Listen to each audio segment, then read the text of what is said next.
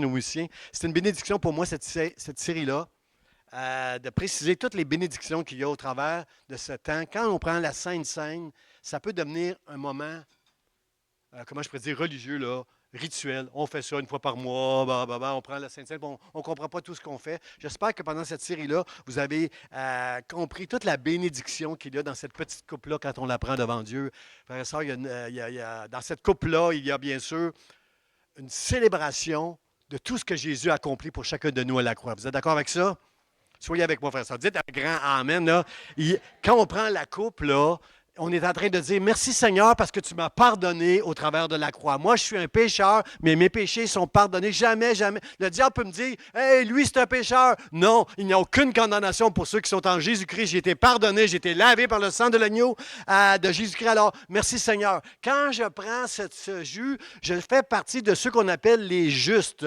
Tu n'es pas un juste parce que tu vas à l'église. Tu n'es pas un juste parce que tu fais une bonne vie. Tu t'efforces de faire une bonne vie. Tu n'es pas un juste parce que tu fais ceci ou tu fais cela et que tu ne fais pas ceci, que tu ne fais pas cela. Tu es un juste parce que quand Jésus est mort sur la croix, toute la justice qui était sur lui a été transmise à vous et à moi qui avons cru en lui.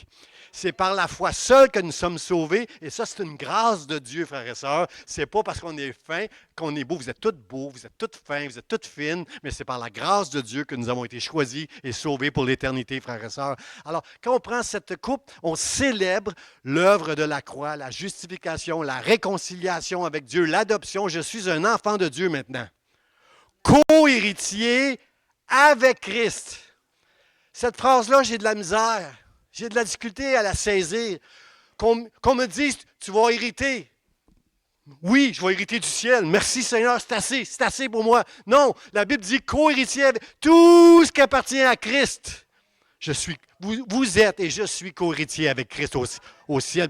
Wow, wow, wow. Frères et sœurs, comprenez-moi quand je dis que ça prend beaucoup de foi pour recevoir l'amour et les promesses de Dieu, frères et sœurs. Ça prend plus de foi pour comprendre tout l'amour que Dieu a mis sur moi que de prier pour un malade puis avec foi puis de dire au nom de Jésus sois guéri. Ça me prend plus de.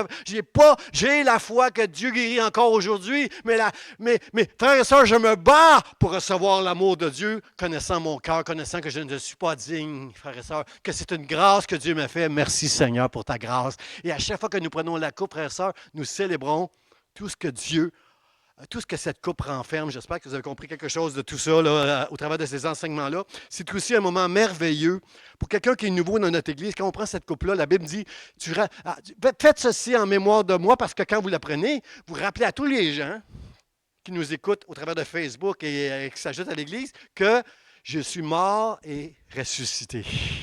On va fêter dimanche vendredi, on va fêter la crucifixion fêter, célébrer. Frère, ça, c'est pas drôle de célébrer ça. J'ai de la difficulté à regarder la croix puis toutes les souffrances que Jésus a endurées pour moi, pour les pécheurs. Et dimanche, nous allons fêter ensemble la résurrection. Quand nous prenons cette coupe, nous annonçons les deux. Jésus est mort pour tes péchés et il est ressuscité. Seigneur, merci, merci pour ça. Et ce matin, et d'autres choses aussi, il faut savoir discerner le corps, il faut se juger soi-même. On a vu toutes sortes de choses au travers de cette série-là. Mais ce matin, voici le titre ce matin que je veux prêcher. Quand on prend la Sainte Seine, frères et sœurs, il faut qu'on réalise que cette chose que nous faisons, on va le faire au ciel avec Jésus. Ce matin, la Sainte Seine nous rappelle le festin des noces de l'agneau à laquelle nous allons assister un jour si Dieu vous a donné la foi, si vous avez été choisi par Dieu pour l'éternité, si vous êtes son disciple, un enfant de Dieu qui a mis la foi en Dieu, nous allons. C'est un symbole qu'on prend chaque dimanche, premier dimanche du mois, là, la Sainte Seine, un symbole qu'au ciel, on va le faire avec Jésus pour l'éternité. On va être assis à la table de Jésus-Christ. Amen. Quelques personnes ont compris que c'est hey, wow, ça va être excitant, ça. Ça va être vraiment excitant, frère et sœurs. Ça va être vraiment excitant. Merci Seigneur. Merci Seigneur pour tout ça. Vous savez que Jésus, je veux vous rappeler quand j'ai commencé cette série, que Jésus avait dit, quand il s'est assis avec les 12 à la table pour fêter la Pâque juive, là où il a annoncé, là, institué la Sainte Seine, Jésus a dit, et que j'avais hâte, en québécois, et que j'avais hâte d'être avec vous autres. Dans la Bible, c'est écrit, j'ai vivement désiré être avec vous. On ne dit pas ça, nous autres, au Québec. On dit, et que j'avais hâte. Et que j'avais hâte. On sort des petites syllabes, des fois, là. Je me souviens de Gabriel qui me disait, j'aime ça, pasteur. Dès que j'ai commencé à venir à l'église, j'aimais ça, entendre des prédications. C'est juste que j'avais des mots que j'avais de difficulté à comprendre des fois parce qu'on coupe les mots, des fois, nous les Québécois, on coupe des phrases. Là, et que j'avais hâte d'être avec vous autres. C'est ça que Jésus a dit. J'ai vivement désiré d'être avec vous, frères et sœurs. Parce que c'est la dernière fois. Il dit, c'est la dernière fois que je vais manger avec vous. Non, c'est pas ça qu'il dit. Il dit, c'est la dernière fois que je vais prendre cette coupe avec vous. Je ne prendrai plus du fruit de la vigne avec vous jusqu'à ce qu'on soit tous ensemble au ciel pour la prendre ensemble à ma table. Wow! Quelqu'un dit wow! On a hâte. On a hâte. Et si ce jour n'est pas encore arrivé, c'est juste parce que Dieu est patient, miséricordieux, plein de grâce, puis la porte est encore ouverte jusqu'à un moment où elle va être fermée définitivement. Seigneur, merci pour ta grâce. Merci que tu as attendu jusqu'à l'année 1986. Ça, c'est moi. C'est moi qui ai connu Dieu en 1986. Merci d'avoir attendu jusqu'à 1986. Ce monde mériterait d'être jugé là. Mais dans sa grâce, Dieu veut que tous ceux qu'il a choisi soient présents. Et c'est pour ça la fin s'en vient. Combien croient que la fin s'en vient, frères et sœurs? Combien croient que Dieu est debout? Il n'est pas assis, là, il est debout, puis il s'en vient bientôt juger le monde. Mais présentement, la porte est encore ouverte. Je veux dire merci, Seigneur, pour sa grâce, son amour. Et Jésus dit, il dit aux disciples, puis, ce que j'aime de la table, là, c'est qu'ils sont juste, il est avec ses disciples, il est avec les 12 frères et sœurs. Frères et sœurs, ses disciples, c'est vous et moi. Aujourd'hui, ceux qui appartiennent à Dieu vont être assis à cette table-là au festin des noces de l'agneau. La fiancée de Jésus, c'est l'Église. Chacun de nous, c'est l'Église, la fiancée. Et on va être assis avec Jésus à sa table pour l'éternité. Moi, je dis merci Seigneur. Merci Seigneur. Alors, le texte qu'on va regarder, frères et sœurs, c'est dans Matthieu 22, versets 2 et 3. Je ne lirai pas au complet jusqu'à 14, mais je vais on va voir les versets au travers de l'enseignement ce matin. Le texte nous dit, Matthieu nous dit ceci. Le royaume des cieux, en fait, c'est une parabole. Ici, c'est une parabole, mais une extraordinaire parabole qui explique très, très bien les enjeux de ce festin des noces de l'agneau. Matthieu nous rapporte les paroles de Jésus qui dit, le royaume des cieux est semblable à un roi qui fit des noces pour son fils. Il envoya ses serviteurs appeler ceux qui étaient invités aux noces. Mais, quelqu'un dit mais, ils ne voulurent pas venir. Quelqu'un dit ouch. Il envoya ses serviteurs appeler ceux qui étaient invités aux noces, mais ils ne voulurent pas venir. Wow!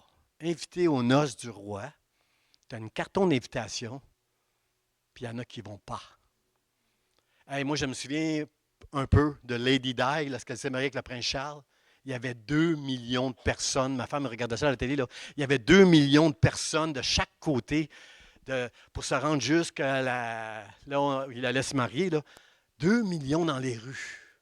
Frères et sœurs, je suis certain que parmi ces personnes-là, s'il y en a qui avaient été invités, ils auraient été là, aux noces. Bien habillés. Personne n'aurait été là, mal habillé, c'est sûr. Ils auraient tous été là aux noces. Et ici, dans ce texte-là, c'est Jésus qui emploie une parabole parce que la vérité, frères et sœurs, c'est que Dieu veut que tous soient sauvés. Mais ce n'est pas tout le monde qui va être sauvé. Mais une réalité encore plus difficile comme ça à avaler ce matin, c'est qu'il y a beaucoup d'appelés. Beaucoup de gens vont entendre l'Évangile. Beaucoup de gens vont fréquenter une église. Mais peu d'élus. Dites ouch encore. Ça fait mal. Combien sont d'accord avec moi? Il faut que Dieu nous parle ce matin. Il faut que Dieu nous parle que si on n'est pas prêt, il faut s'inquiéter. On doit s'inquiéter ce matin parce que moi, c'est ma responsabilité devant Dieu qu'un jour, je vais paraître devant Dieu pour rendre compte de tout ce que j'aurais enseigné ici. Et si je ne vous dis pas que ces choses-là, je vais être reproché par Dieu. Frères et sœurs, moi, je crois que Jésus revient bientôt. Et qu'il faut être prêt quand Jésus va. Et qu'il faut comprendre ce matin qu'il y a des choses qui peuvent nous empêcher d'être prêts, comme ceux qui étaient invités aux noces, mais qui ne voulurent pas venir à ces noces-là. C'est ça qu'on va regarder ensemble ce matin. Cette parabole-là, frères et sœurs, elle est extraordinaire. C'est la meilleure pour nous enseigner sur le festin.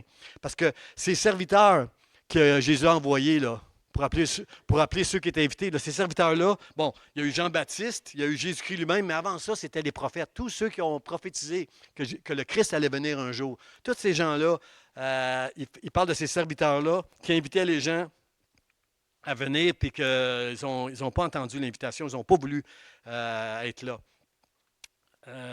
Certains, qu'est-ce que je ces serviteurs, les prophètes qui annonçaient Christ, c'est qui les invités, frères et sœurs, à ce moment-là? On parle de ceux qui étaient en Israël, son peuple, Israël, qui a rejeté l'invitation. Premièrement, aujourd'hui, c'est ceux qui entendent l'Évangile, mais qui ne veulent pas suivre Jésus, qui vivent pour eux-mêmes malgré qu'ils ont entendu l'Évangile.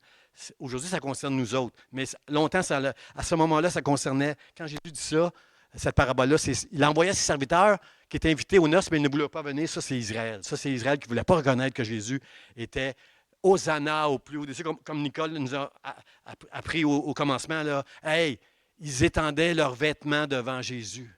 Ils disaient que Hosanna au plus... Ils reconnaissaient que c'était le fils de David. Hey, nous autres, on a plein de vêtements dans nos garde-robes aujourd'hui. Dans ce temps-là, quand on avait deux, et ils mettaient leurs vêtements devant. Ça voulait dire beaucoup, là. Si Jésus était devant nous, il n'y a rien qu'on ne serait pas prêt à sacrifier pour lui montrer tout notre amour. Mais quand on ne le voit pas, il faut quand même avoir ce désir de tout sacrifier à cause de son amour pour chacun de nous. J'ai aimé vos amen, n'importe quand. Dieu, merci Seigneur pour ça. Ses serviteurs, c'était ça. C'était Israël là, qui voulait. Ses serviteurs disaient à Israël, venez, puis il ne venait pas. Et on va voir pendant l'enseignement, frères et sœurs, que pourquoi ils ne venaient pas, c'est parce qu'ils étaient trop occupés. La Bible nous dit, un est allé à son champ, il s'occupait de ses affaires, de sa maison, de ses trucs à lui. Puis un autre, c'était le trafic, c'était les affaires, la business, comment je peux m'enrichir. Là. C'était ça, ceux qui ne venaient pas aux noces. Ils étaient occupés par le champ et les trafics. Frères et sœurs, le festin des noces, cette parabole-là nous révèle quelque chose de très important. Elle nous révèle la grâce de Dieu. Parce que quand c'est arrivé ça, Jésus il a envoyé d'autres serviteurs, puis il a dit, allez au carrefour, dites à qui veut l'entendre que je les invite à ces noces-là. Et la Bible nous dit que la salle était pleine, il y avait des bons et il y avait aussi des méchants. Des bons puis des méchants. Je vais l'expliquer. Frères et sœurs, ça c'est la grâce de Dieu. Cette parabole-là nous révèle toute la grâce de Dieu, frères et sœurs. Les serviteurs disaient, tout est prêt, tout est prêt, tout est prêt. Et elle révèle aussi sa justice. Parce que quelqu'un dans cette salle de noces-là, qui n'avait pas l'habit des noces, puis qui va être lié et jeté dehors, là où il y a des pleurs et des grincements dedans. Et ça, je ne veux pas que personne ici qui entend ce message, et personne au travers de Facebook qui entend ce message, je ne veux pas que personne ne soit jeté dehors parce qu'il n'y a pas l'habit de noces. Combien comprennent que ça n'a rien à voir avec un veston-cravate, cet habit de noces-là, mais l'habit que Dieu veut qu'on soit revêtu.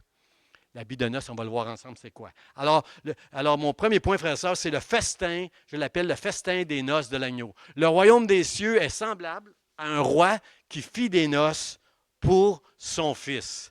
Vous comprenez qu'à cette époque-là, frères et sœurs, des noces, c'était quelque chose de gros. Les Juifs, là, ils savent célébrer des noces. Un fiancé, là, premièrement, quelqu'un qui s'engage à marier la fille de quelqu'un, là. Les deux familles, premièrement, vont signer. Les parents du fiancé, les parents de la fiancée vont signer un contrat ensemble. Ensuite, il y a une dot qui va être payée par le fiancé ou les parents du fiancé pour lui permettre, pour bénir la famille, pour permettre conclure cet arrangement-là que les deux vont se marier. Puis à l'époque, je ne sais pas aujourd'hui comment ça fonctionne là, pour les Juifs, mais à l'époque, là, à un moment donné, le fiancé avertissait sa fiancée, il allait la chercher. Il y avait ses amis avec lui, ses témoins. Il allait chercher sa fiancée, puis ensemble, ils allaient aller jusqu'au lieu où il allait la marier publiquement devant tout le monde. Et les noces duraient pendant 7 jours, frères et sœurs. 7 jours de célébration. Nous, on va fêter ça toute l'éternité. L'éternité toute entière, frères et sœurs, on va être avec Jésus à sa table. C'est sûr qu'on ne va pas juste ça, là, célébrer, manger. On va faire d'autres choses aussi, mais on va faire ça. Seigneur, merci pour tout ce qu'il y a dans qui concerne le festin des noces de l'agneau. Le psaume 15, frère et sœurs, le proverbe 15 nous dit « Un cœur content est un festin perpétuel. » Quand ton cœur est content, là, c'est comme si tu étais dans un festin. Comprenez-vous qu'au ciel, notre cœur va être rempli de contentement, frères et sœurs. On va être avec Dieu. On va être avec nous, entre nous, frères et sœurs, avec nos bien-aimés. Au ciel, on va avoir un nouveau, un corps glorifié. Il n'y a plus de péché au ciel. Ça va être merveilleux, frères et sœurs, au ciel. Ça va être... regardez ce que nous dit le psaume, Apocalypse chapitre 19, verset 9. Une vision de l'apôtre Jean qu'il a eu dans le ciel, puis il l'a écrit dans le livre de l'Apocalypse parce que l'ange l'a obligé à l'écrire. Il a dit, l'ange me dit, dans une vision que Jean a eue, il dit, l'ange me dit, écris, heureux! Quelqu'un dit heureux. Ceux qui sont appelés au festin des noces de l'agneau, et il me dit, ces paroles sont les véritables paroles de Dieu. Ce que je suis en train de vous dire, frères et sœurs, ce n'est pas du blablabla. C'est écrit dans la Bible. C'est Jean qui a eu la vision et l'ange a dit, écris-le pour que le peuple de Dieu puisse l'entendre jusqu'au jour de la fin où Dieu va fermer la porte. Jusqu'à ce jour-là, je veux que le peuple de Dieu l'entende parce que ce sont des paroles véritables, frères et sœurs. Heureux ceux qui sont appelés au festin des noces de l'agneau. Combien sont heureux ce matin ici dans l'église Vie d'Espoir que lorsqu'on prend la Sainte Seine, on est en train de célébrer cette chose qu'on va célébrer dans le ciel. Frères et sœurs, dans Apocalypse chapitre 21, ça nous dit quelque chose d'extraordinaire que j'aime au ciel. La Bible nous dit dans Apocalypse 21, il va essuyer toute larme de nos yeux au ciel. Toutes ces choses qui vous font de la peine en ce moment, qui vous brisent, que ce soit la maladie, une relation avec quelqu'un qui a été brisé, les finances, je ne sais pas quoi, vos enfants, vos conjoints, je ne sais pas ce qui peut vous briser en ce moment, frères et sœurs. Mais la Bible nous dit qu'au ciel, ça va être un cœur perpétuel, content qui va être dans la présence de Dieu. Il va scier nos larmes. Il n'y aura plus de deuil, il n'y aura plus de cris, il n'y aura plus de larmes. Ça va être la joie, frères et sœurs, au ciel. Il n'y aura plus des cris de désespoir, ça va être des cris de Alléluia, gloire à Dieu. Des cris de louange, des cris d'adoration, parce qu'on va être dans la présence de Dieu pour l'éternité. Et si vous connaissez le petit côté gourmand de votre pasteur qui veut juste être intègre et quand je dis que j'aime manger, là, c'est vrai que j'aime manger, je veux juste être honnête, j'aime ça manger. Et moi, le passage que j'aime le plus concernant le ciel, c'est dans Ésaïe chapitre 25 qui nous dit qu'au ciel, on va manger des mets succulents, plein de moelle.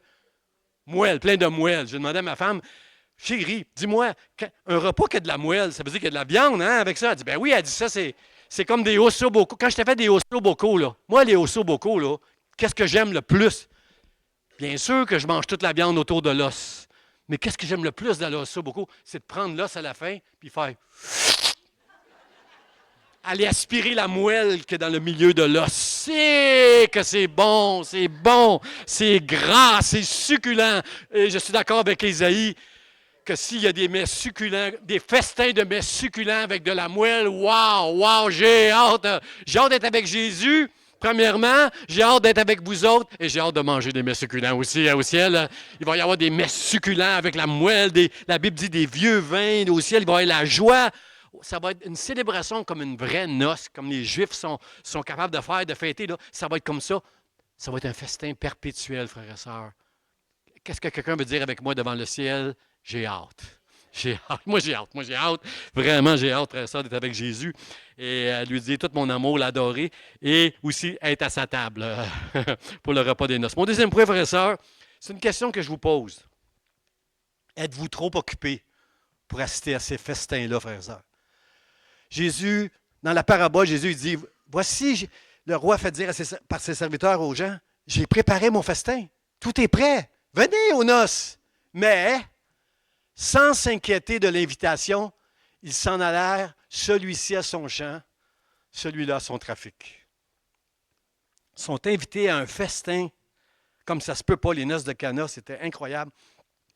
Ils sont invités à un festin, mais ils sont trop occupés pour sa maison ou pour faire des affaires, pour s'enrichir.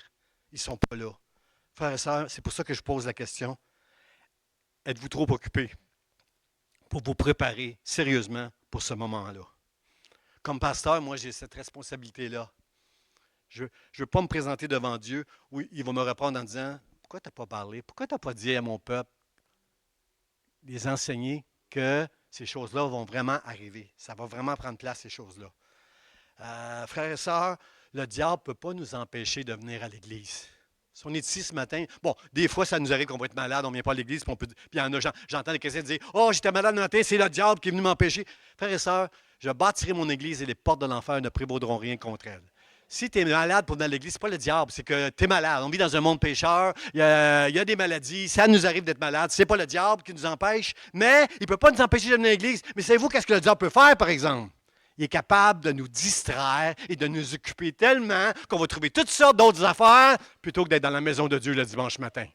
Il manque au moins 30, 40 personnes là, ce matin là, qui sont, qui, j'espère, c'est juste, il y a deux raisons qui peuvent nous empêcher de venir à l'Église. En Amérique du Nord, on travaille le dimanche. Si c'est ton travail, ça c'est correct. Culpabilise-toi pas si tu travailles. Mais la seule autre raison, c'est si tu es mort. Malade très malade. Je blague un peu, là. Très malade, oui, mais comprenez, est-ce que vous me comprenez, frères et sœurs, qu'on peut manquer pour des mauvaises raisons, qu'on peut être trop occupé à toutes sortes de choses, puis pas être dans la maison de Dieu. Et si le diable, c'est le prince des ténèbres, laissez-moi vous dire qu'il est le prince des distractions pour nous trouver toutes sortes d'occupations à faire, soit dans notre maison ou pour le trafic, comme ils disent dans la parabole. Là. Tellement bon, il est tellement bon, frère. C'est ça son truc, lui. C'est ça son truc. Dans Exode chapitre 5, vous allez voir à un moment donné que Moïse allait vers Pharaon pour dire « Laisse aller mon peuple afin qu'il aille m'offrir des sacrifices dans le désert et qu'il vienne m'adorer. Laisse aller mon peuple. » Souvent, il va dire ça au Pharaon. Puis le cœur endurci de Pharaon disait « Non, non, non, non. Je ne veux pas qu'elle dans le désert adorer Dieu. Je veux pas. Puis c'était un pays rempli d'idoles, l'Égypte. Et frères et sœurs, lorsque quelque chose remplace dans nos vies la place qu'on devrait à Dieu un dimanche matin, dans la prière, dans la lecture de la parole, quand quelque chose remplace la place de Dieu, ça s'appelle dans la Bible de l'idolâtrie. Laisse aller mon peuple dans le désert pour m'adorer. Et le Pharaon disait non. Et c'est vous le truc qu'il a trouvé, sûrement inspiré par le diable. Il a dit à ceux qui... on sait que le peuple de Dieu était esclave en Égypte pendant 400 ans. Il faisait plein de travaux. Puis Pharaon leur a dit, moi, je ne veux pas qu'elle dans le désert perdent leur temps là-bas, aller adorer leur Dieu. Là. Je ne veux pas qu'ils fassent ça. Là. Alors, occupez-les encore plus. Il faut qu'ils travaillent toute la journée. Il faut qu'ils soient occupés toute la journée. Là. Enlevez, donnez-leur moins de foin, là, que ce soit plus compliqué, plus long à travailler. Comprenez-vous, frères et sœurs, que occuper le peuple de Dieu pour qu'il n'aille pas servir et adorer Dieu, ça, c'est vieux depuis le commencement d'Israël. Là. Alors, frères et sœurs, ce matin, est-ce que vous êtes avec moi pour dire, je ne veux pas me laisser distraire par le prince des distractions. Je veux donner à Dieu ce qui lui revient. Ça ne t'empêche pas de regarder un bon film. Ça ne t'empêche pas d'aller faire une partie de tennis, de golf ou de n'importe quoi. Ça ne t'empêche pas de te distraire. Je dis juste que quand la distraction, le travail, le Xbox, le Netflix ou toutes ces choses-là t'enlèvent du temps pour aller lire et prier Dieu, là, tu es en danger. J'ai eu juste 8 amen à peu près. Là. Je vous donne une chance. Je vais me transférer là-bas, je vous donne une chance là-bas. Quand tu fais toute cette perte de temps-là, tu prends des risques de te laisser distraire, de t'occuper des choses de Dieu. Êtes-vous trop occupé par les choses de la vie pour faire ce qui compte vraiment pour ceux qui ont reçu la vie? Fais les choses qui comptent, mon frère, ma soeur. Fais les choses qu'on ne laisse rien t'amener loin des choses de Dieu. Moi, je pense à Marie. Marie et Marthe. Marie et Marthe étaient ensemble quand Jésus allait les visiter. Elles étaient là les deux. Elles recevaient Jésus, faisaient la nourriture, elles préparaient toute la venue de Jésus. Puis là, à un moment donné, regardez, le texte va apparaître là. Jésus est chez Marie, il est avec Marthe. Puis là, Marthe, elle va dire à Jésus, « Hey, dis donc à Marie qu'elle vienne m'aider, là. Tu es venu avec les apôtres, là. Il y a de l'ouvrage, il faut préparer le repas, il faut faire ci, il faut faire ça. Dis à Marie, là, qu'elle vienne m'aider. » Elle est en train de dire à Jésus, donne-lui un ordre là, à Marie, là, qu'elle vienne m'aider, parce qu'elle ne m'écoute pas, là, elle est assise et elle ne fait rien.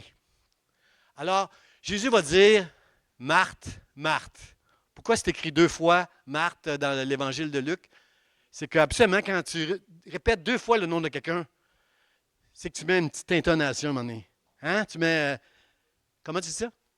Faut qu'elle écoute, c'est ça. C'est comme si je disais Francine, Francine! Tu t'inquiètes et tu t'agites pour beaucoup de choses. Une seule chose est nécessaire. Marie a choisi la bonne part qui ne sera point ôtée. Là, je veux faire attention, je ne veux pas être trop dur envers Marthe, frères et sœurs. On manque de Marthe dans nos églises. Ça prend des Marthes là, qui vont être à l'accueil, qui vont faire des bons gâteaux, qui vont venir faire du bénévolat à l'Action Secours et d'Espoir, qui vont prendre soin de nos enfants en haut, enseigner nos enfants. Comprenez-vous? À la technique là, d'Ashley et d'Alicia, on a besoin des gens qui travaillent, qui s'impliquent dans la maison de Dieu pour bien accueillir son peuple le dimanche matin. Je ne veux pas être trop dur avec Marthe, mais ce que Jésus est en train de dire ici a un rapport avec le texte qu'on a lu tantôt. Il est en train de dire, tu t'inquiètes et tu t'agites pour beaucoup de choses. Si on est occupé, c'est parce qu'on s'agite et on a des soucis pour beaucoup trop de choses. La chose qui est nécessaire, c'est d'entendre la parole, entendre Jésus qui nous parle. La Bible nous dit, une seule chose est nécessaire. Marie a choisi la bonne part qui ne sera point ôtée. Là, Marthe aurait pu dire à Jésus, mais Marthe, elle ne fait rien, pasteur. Elle ne fait rien, Jésus. Elle est assise à tes pieds. Elle ne fait rien. Non, Marthe, elle est en train de m'écouter. Et il y a quelque chose quand on écoute Dieu qui va rentrer dans notre cœur. Et ça, c'est la part que le Saint-Esprit nous donne à chacun de nous afin de servir Dieu. Ce que tu reçois ce matin, personne ici va recevoir la même chose. Moi, je parle, là, bla, bla, bla, bla, bla, bla, bla, bla, bla.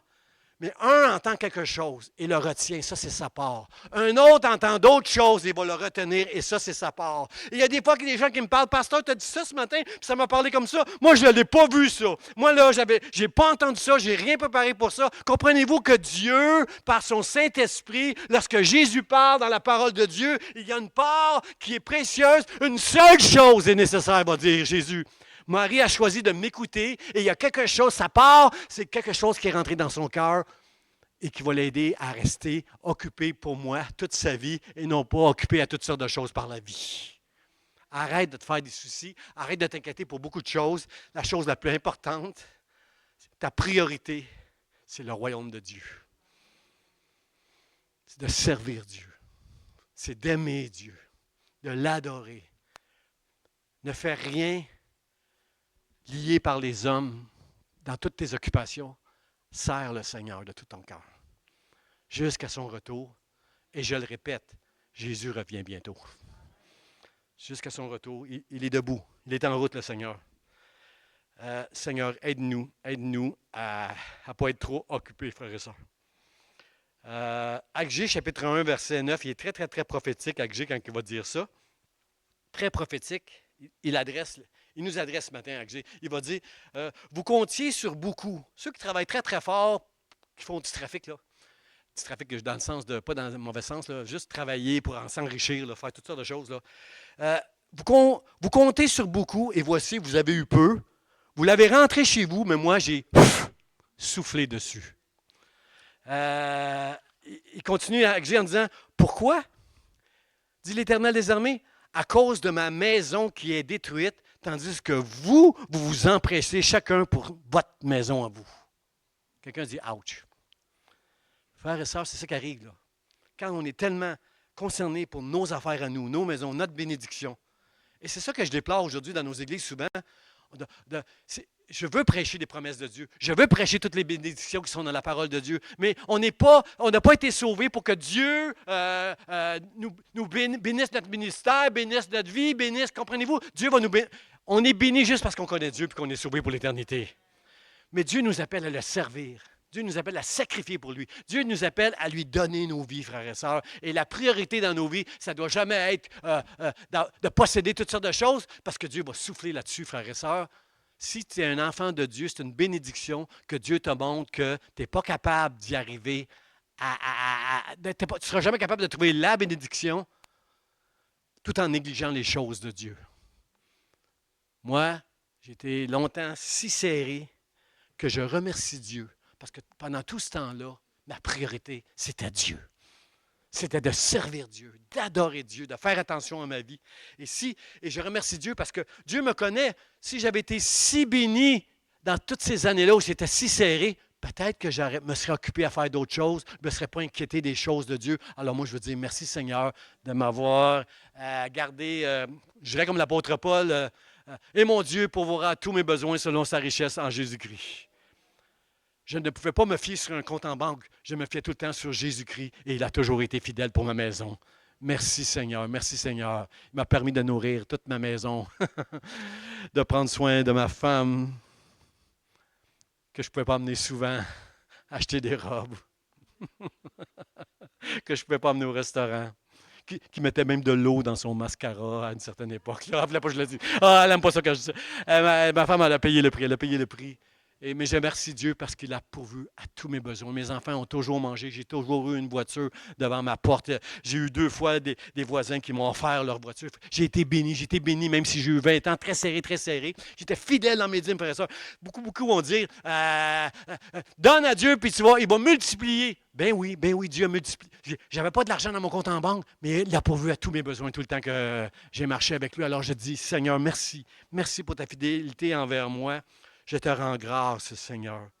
Je te remercie pour tout ce que tu as fait pour moi dans le nom de Jésus. Amen. Il est très pertinent que j'ai. Mon 3e point, frère et sœur, c'est celui-ci. Quelle grâce. Quelqu'un dit quelle grâce. Wow. Parmi tout le peuple d'Israël qui ne voulait rien savoir, tous les religieux qui ne voulaient rien savoir de Jésus, la Bible nous dit, ses serviteurs allèrent dans les chemins et rassemblèrent tous ceux qu'ils trouvèrent, méchants et bons. Et la salle des noces fut pleine de convives. Méchant et bon. Pas facile à lire, ça, frère et sœur, ce passage-là. Israël, à qui Dieu a donné l'alliance par l'alliance avec la loi de Moïse, ont refusé d'aller aux noces, ont refusé de reconnaître que Jésus, c'est seulement lui la porte, c'est seulement par la foi en l'œuvre de Jésus-Christ que je peux aller au ciel, que je peux être bien habillé. Et le texte nous dit qu'ils ont trouvé des méchants et des bons. Combien comprennent, frères et sœurs, que c'est une grâce que d'être un enfant de Dieu? Ce n'est pas parce que tu fais une bonne vie que tu es un enfant de Dieu. Tu fais une bonne vie parce que tu aimes Dieu. Tu es reconnaissant à Dieu et tu marches avec Dieu. Mais ce n'est pas parce que tu fais une bonne vie que tu es un enfant de Dieu. Ce n'est pas parce que tu obéis à la loi que tu es un enfant de Dieu. Tu es un enfant de Dieu parce que Dieu t'a choisi, parce qu'il sait que tu as mis ta foi dans ce que Jésus-Christ a accompli à la croix. Seigneur, merci. Merci, Seigneur. Bon et méchant, c'est pas avec ma propre justice que je peux assister à ce banquet-là, mais c'est à cause de la justice de Dieu au travers de Jésus-Christ en moi que je vais assister à ce banquet-là. Tu peux être bon, tu peux être méchant, et c'est Dieu qui te fait grâce, frère et sœur. Le meilleur exemple que je peux vous donner, c'est le larron à la croix. Le larron à la croix, toute sa vie, il a fait des choses, toute sa vie. S'il était à la croix, c'est pas parce qu'il a volé un morceau de pain. Il était à la croix parce qu'il a peut-être tué. Comprenez-vous, c'est un brigand. Il mérite, c'est un criminel qui mérite un jugement que tout le monde m'a dit je ne voudrais jamais subir ça, moi, la crucifixion. La crucifixion, ça existait du temps de Nebuchadnezzar, 500 ans avant Jésus-Christ et ça l'a arrêté 500 ans après Jésus-Christ parce que c'était trop cruel, une crucifixion. Et c'est ça. Et le larron qui était crucifié à la croix méritait complètement, à cause de sa vie, c'était pas un bon. C'était un méchant, c'était un criminel, il a fait du mal. Et là, quand il est à la croix, mais il y avait quelque chose dans son cœur, frères et sœurs. Il y a des gens qui agissent mal autour de vous. Faites attention avant de les juger. Parce qu'il y a quelque chose dans son cœur au larron que lorsqu'il était avec Jésus, à côté de Jésus, son ami qui était l'autre criminel n'arrêtait pas de blasphémer. Mais lui, il disait, arrête. Est-ce que tu ne te rends pas compte que lui, là, c'est le Christ? Un Christ il avait entendu parler de religion, là, lui. Là. Ce n'était pas une personne religieuse, c'était un méchant qui faisait des mauvais coups. Mais il a entendu parler et il a dit à Jésus, Seigneur, souviens-toi de moi quand tu vas être dans ton paradis, quand tu vas être au ciel. Je sais que toi, tu ne vas pas mourir. Non, tu es le Fils de Dieu, toi, je le crois, moi, que tu es le Christ. Quand tu vas être au ciel, souviens-toi de moi. Et Jésus a dit, aujourd'hui, tu seras avec moi. Frères et sœurs, est-ce qu'il le méritait? Tous les pharisiens qui étaient à la croix, qui n'ont pas entendu cette conversation-là, disaient tout, lui s'en va direct en enfer, c'est sûr. Pour ceux qui croyaient à l'enfer, là, lui s'en va direct en enfer, c'est sûr. Mais eux, les pharisiens, les religieux, s'appuyaient sur leur propre justice. Ce n'est pas parce que tu viens à l'église, que tu es bien habillé et que tu fais une bonne vie que tu vas aller au ciel. Tu vas aller au ciel quand tu vas reconnaître que tu es un pécheur et que tu as besoin de Jésus qui, lui seul, est la porte pour amener jusqu'au festin des noces dans la présence de Dieu pour l'éternité. Lui seul, Jésus seul. C'est Jésus seul. C'est pas tes bonnes affaires. Fais ce que tu veux. Fais les œuvres que tu veux. C'est Christ seulement. Par lui seul que tu vas aller au ciel pour l'éternité. Que tu vas assister à ce truc-là. Il y a un autre exemple que j'aime aussi, le frère et sœur, c'est Lévi le publicain. À un moment donné, juste pour montrer que ce n'est pas par ta propre justice, mais celle de Jésus-Christ, parmi ses disciples, Jésus, à un moment donné, va voir un publicain, puis il va dire, Lévi, suis-moi. Puis Lévi comprend qu'est-ce que ça veut dire. Il comprend que Jésus est en train de lui dire à lui qui est un publicain, un collecteur d'impôts qui travaille pour les Romains, qui est haï de tous les Juifs parce qu'il s'en met plein les poches en même temps. Il collecte plus pour s'en mettre plein les poches. Jésus dit, peut-être Lévi ne faisait pas ça, mais Lévi, c'est un publicain que personne n'aime parce qu'il collecte les impôts. Il travaille pour le Rome, il ne travaille pas pour Israël. Et là, il voit ce publicain-là, juste pour montrer que ce n'est pas par tes œuvres, mais c'est par la grâce de Dieu. Il dit au publicain, suis-moi. Et si vous lisez ça, je vais vous donner, c'est pas à l'écran, là, mais je vais vous donner la référence, là, c'est dans Luc chapitre 5. Et là, Lévi, quand il va faire un festin pour Jésus, quand il fait partie de ses disciples, il va faire un festin pour Jésus. Il va inviter plusieurs publicains, d'autres personnes, des pécheurs, puis ils vont inviter Jésus, puis Jésus est là. Jésus y va. Alors quand les pharisiens voient ça, puis entendent ça, ils disent aux disciples de Jésus, mais pourquoi? Pourquoi Jésus mange il mange puis il boit avec des publicains puis avec des pécheurs? Et voyez ce que Jésus va répondre. Il va dire, je vous déclare que plusieurs viendront de l'Orient et de l'Occident et seront à table avec Abraham, Isaac et Jacob dans le royaume des cieux, mais les fils du royaume seront jetés dans les ténèbres du dehors où il y aura des fleurs et des grincements dedans. Il est en train de leur dire qu'il y a des publicains ici qui mettent leur confiance en moi, pas dans leur propre justice parce qu'ils suivent la loi de Moïse, mais qui mettent leur confiance qu'au travers de moi, Jésus-Christ, en mettant leur foi en moi, ils vont être déclarés justes devant Dieu et les portes du royaume vont s'ouvrir pour eux autres. Seigneur, aide-nous. Seigneur, aide-nous à ne pas s'appuyer jamais sur notre propre justice propre, mais sur celle de Jésus-Christ, dans le nom de Jésus. Amen. Amen, Seigneur, merci. Mon dernier point, frère et sœur. As-tu ton habit pour les noces? Est-ce que tout le monde ici, vous avez votre habit pour les noces? Ça prend un habit pour aller dans le ciel. Regardez le texte. Il lui dit, mon ami, le roi entre dans les noces, puis il dit, mon ami, comment es-tu entré ici sans avoir un habit de noces? Cet homme eut la bouche fermée.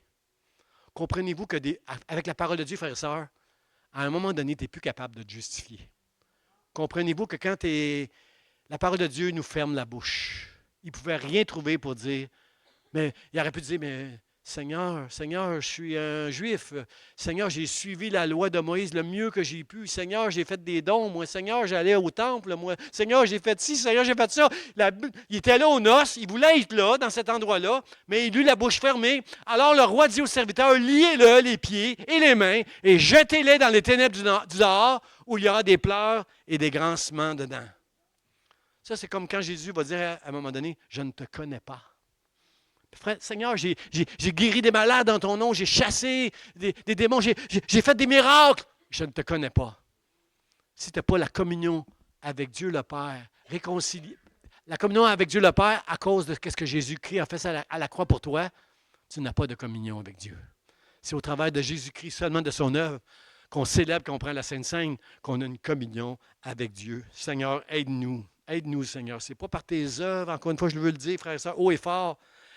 À un moment donné, dans Zacharie 3, j'en ai parlé il y a quelques semaines, Zacharie, Josué dans Zacharie, le souverain sacrificateur avait des vêtements sales. Puis Satan l'accusait d'être c'est un pécheur, regarde, ses vêtements sont tout sales. Les sacrificateurs avant d'entrer dans le temple, sont supposés de se laver, on appelle ça des ablutions. Ils doivent se laver, porter des vêtements de fin lin avant d'entrer dans le temple, et tout propre. Et au ciel, ces vêtements sont sales, sont souillés. Puis le diable l'accuse, puis Jésus va dire dans le ciel, la Bible nous dit, l'Éternel lui dit, enlevez ses vêtements souillés et mettez-lui des vêtements de fête. Au ciel, frères et sœurs, ce n'est pas notre propre justice, ce n'est pas nos beaux vêtements qu'on met pour aller à l'église avec lesquels on va être habillés. On va être habillés avec la justice de Christ. Si tu as mis ta foi en Jésus-Christ, qu'il est mort pour tes péchés, si tu reconnais que tu es un pécheur, que le ciel est fermé, si tu ne mets pas ta foi en Jésus, tu as un vêtement pour entrer et assister aux noces de l'agneau, les festins des noces de l'agneau. Seigneur, merci de nous aider. Merci. C'est quoi ça?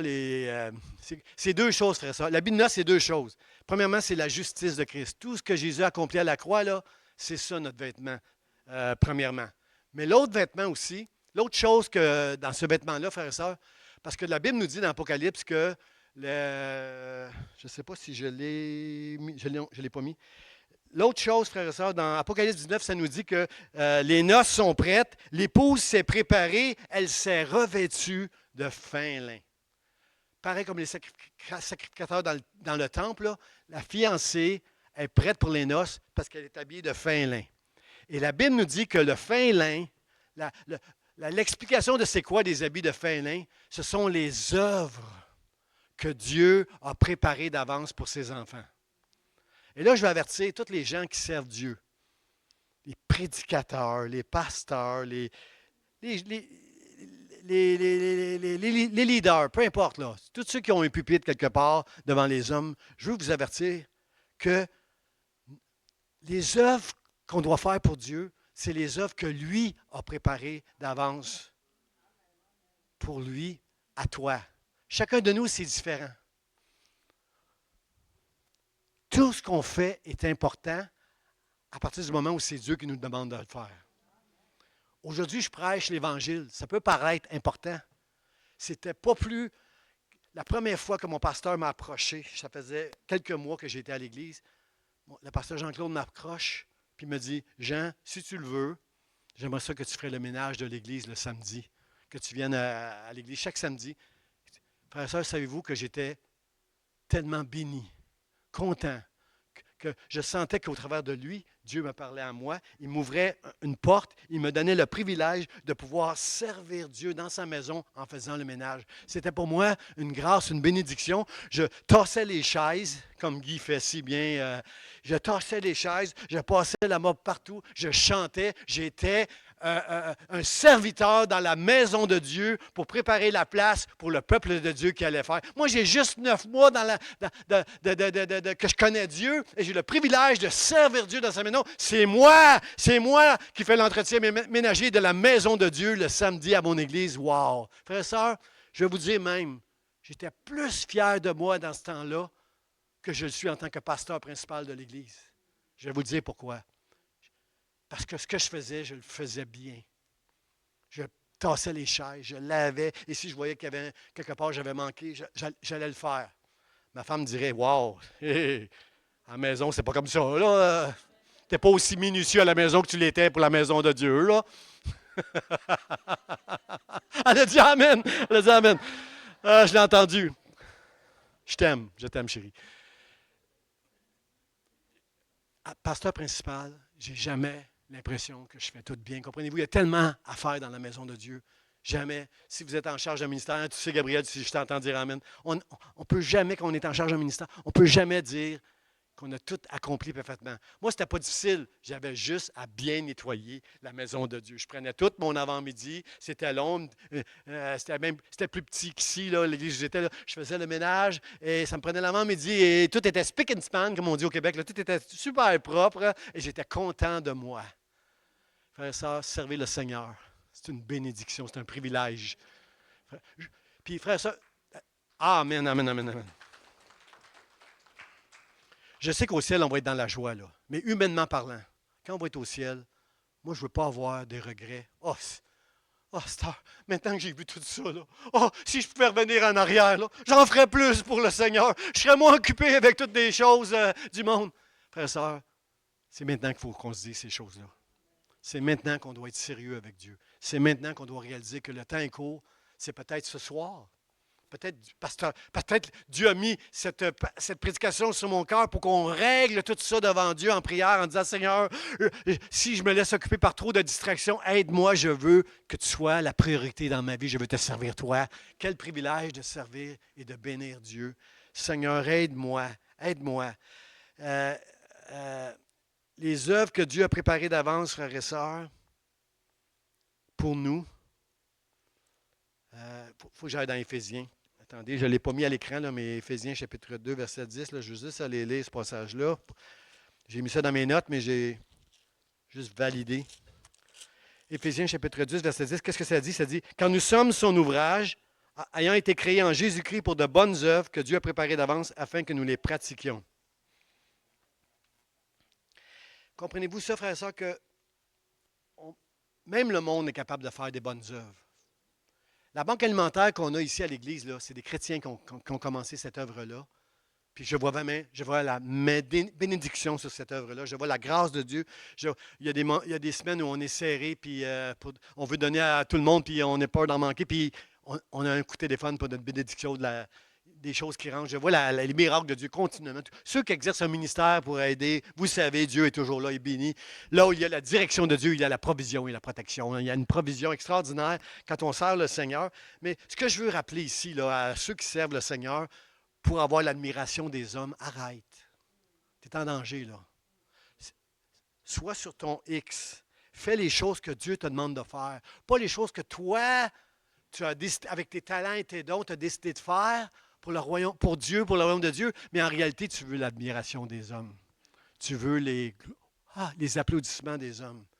Si tu veux être sur ton X, sois sûr que tu es en train de faire les œuvres que Dieu a préparées d'avance pour toi. Chacun de nous, c'est différent. Faire le ménage, quand Dieu m'a demandé de faire le ménage, c'est la chose la plus extraordinaire que Dieu m'a demandé de faire. Quand j'étais pasteur de jeunesse comme pasteur Charlie dans la quarantaine, c'était la chose la plus merveilleuse que je pouvais faire. Quand j'étais nommé diacre, c'était la chose. Comprenez-vous, quand tu fais la chose que Dieu te demande de faire, quand tu es sur ton X, tu es en train de faire les œuvres que lui a préparées d'avance. Alors que les hommes t'applaudissent ou pas, tu le fais pour Dieu, tu ne seras jamais déçu. Tu ne seras jamais déçu des hommes. Tu vas être content dans ton cœur. Ça va être un festin, un cœur content perpétuel, un festin perpétuel dans ton cœur pour la gloire de Dieu. Est-ce que vous pouvez entendre un dernier amen? J'invite les musiciens à s'avancer pour le mot de la fin.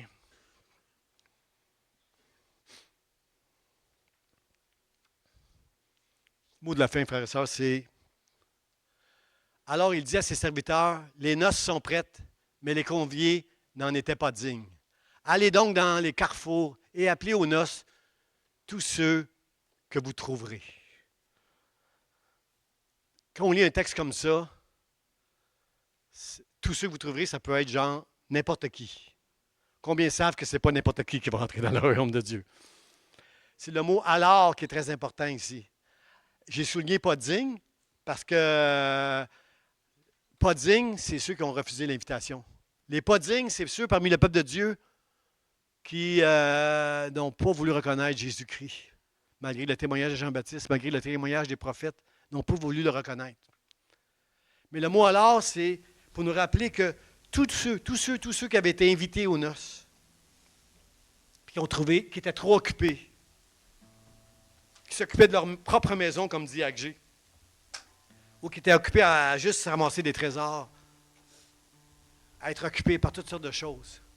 C'est à ce moment-là qu'il dit, allez dans tous les carrefours et appelez aux noces tous ceux que vous trouverez. Frères et sœurs, cette parabole-là se termine avec une phrase très, très, très sévère. Là. Ça dit, il y a beaucoup d'appelés, peu d'élus. Les élus, le mot élu, ça veut dire choisi. Si je suis ici ce matin, frères et sœurs, c'est pas moi que je choisis d'être. Je n'ai pas choisi d'être chrétien parce que j'étais un pécheur. J'aimais Dieu. Je croyais en Dieu quand j'étais jeune.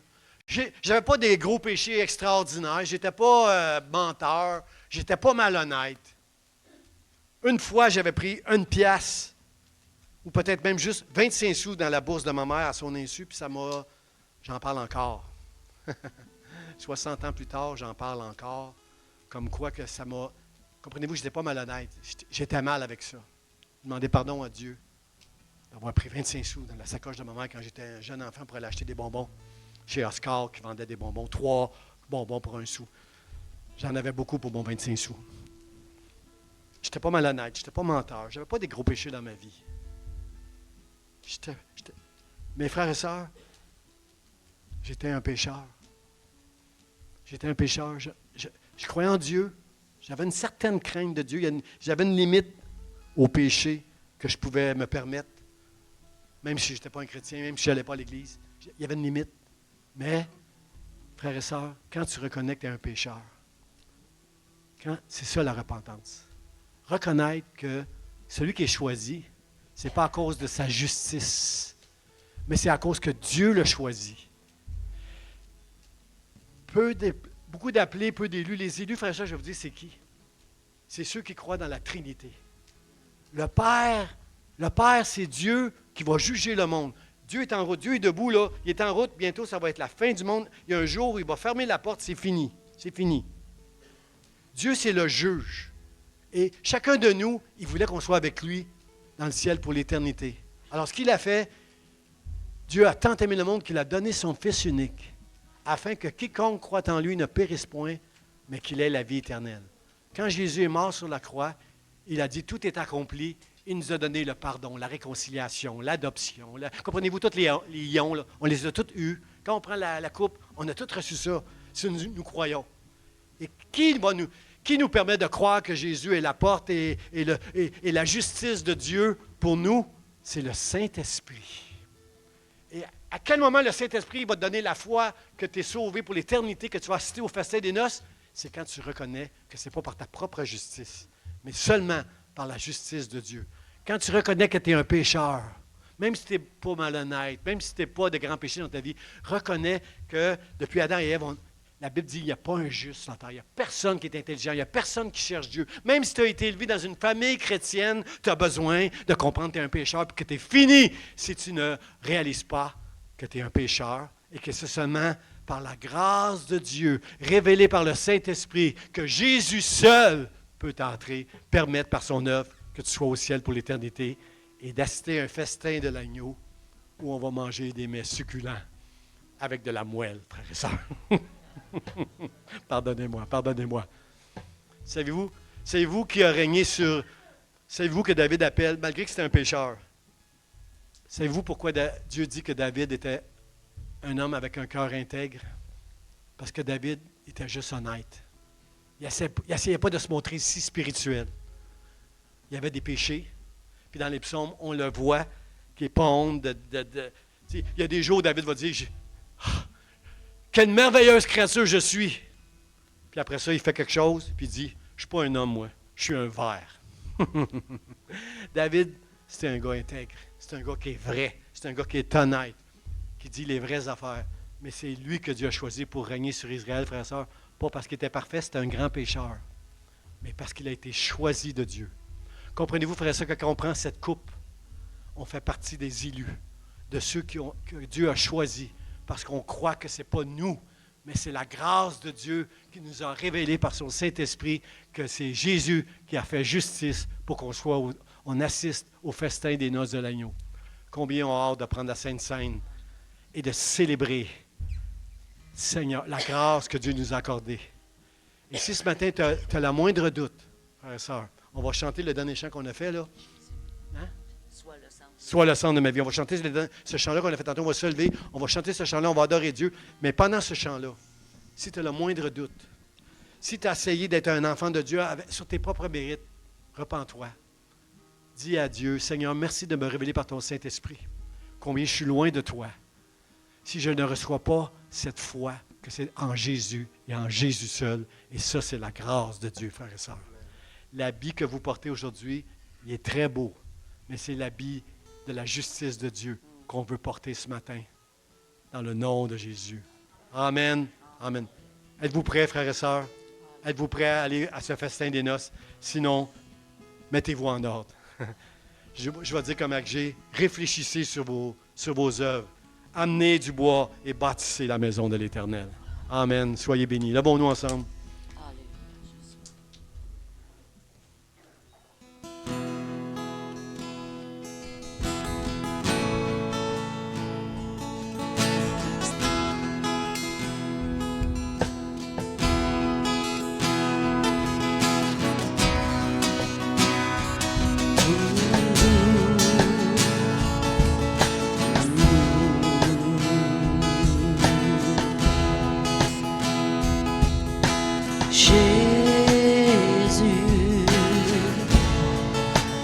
Sois le centre, sois ma lumière, sois ma source, Jésus. Oh Jésus, Jésus, sois le centre, sois mon espoir, sois mon chant, Jésus. Jésus,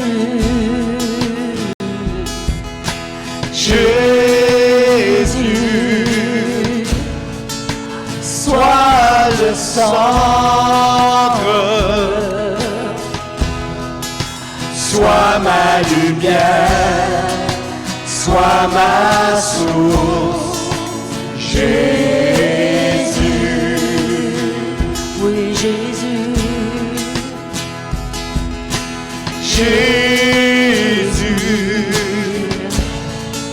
sois le centre,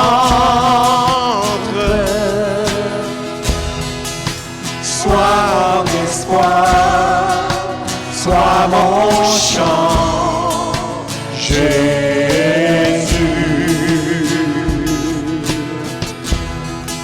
sois le feu dans mon cœur, sois le vent dans mes voiles, Sois la raison de ma vie, Jésus, Jésus.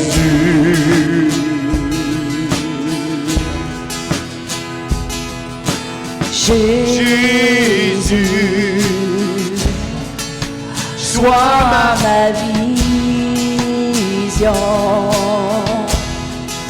sois mon chemin, sois mon guide, Jésus. Jésus, sois ma vision, Jésus, sois ma vision, sois mon chemin, sois mon guide, Jésus.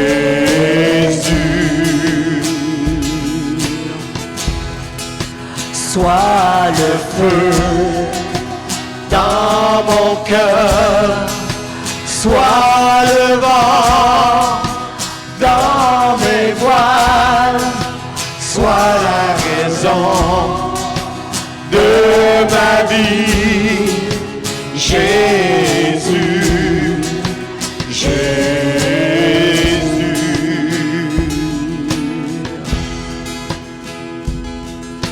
Jésus, Jésus, sois le centre, Jésus, sois la lumière, sois la source, Jésus. Alléluia, alléluia. Gloire à toi, Seigneur. Gloire à toi, Seigneur. Merci de m'avoir choisi. Merci. Seigneur, merci. Merci, Seigneur. Les méchants tombent dans la fosse qu'elles ont faite. Leur pied se prend au filet qu'elles ont caché. L'Éternel se montre. Il enlace le méchant dans l'œuvre de ses mains. Les nations se tournent vers le séjour des morts. Toutes les nations qui oublient Dieu. Que ta grâce soit avec nous, Seigneur, pour ne jamais oublier tout ce que tu as accompli pour nous, Seigneur. Aide-nous de faire de toi dans nos maisons une priorité, Seigneur. Lire la parole, prier, enseigner nos enfants, ceux qui nous entourent, dans nos maisons. Mettre le sang sur la porte, Seigneur. Enseigne-nous à faire ces choses pour ta gloire, Seigneur. Je sais que tu viens bientôt, Seigneur. Merci de nous permettre d'entendre ce message et de le mettre en pratique dans nos vies en te donnant la priorité dans le nom de Jésus.